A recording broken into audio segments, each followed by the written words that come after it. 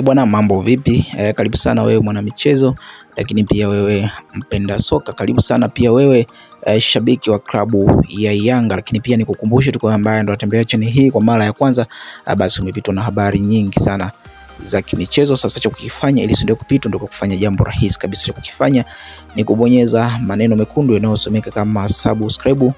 Chini ya video hii utabonyeza alama ya kengele, na kwa kuyafanya hayo basi wewe utakuwa ni mwanafamilia, lakini pia bila kusahau utakuwa mtu wa kwanza kabisa kupata ujumbe kazi zetu kwenye simu yako ya mkononi kila tutakuwa tunazoweka hewani. Pia unaweza comment chini ya video hii na ukatuambia unaitazama taarifa hii ya kimichezo ukiwa unatokea mkoa gani. Pia bwana, klabu ya Yanga unaweza ukasema kwamba wana mpango wa kufanya makubwa sana msimu ujao. Hii inatokana na usajili ambao wameweza kukamilisha klabu ya Yanga. Bwana Gilberto Miguel, mashine ya kazi kweli kweli hii tayari, na Yanga wameweza kuyaweka mambo safi kabisa.